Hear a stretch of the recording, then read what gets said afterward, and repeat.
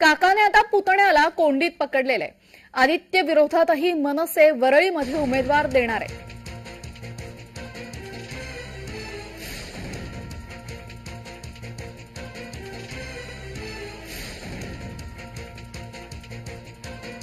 वरळी या मतदारसंघामधून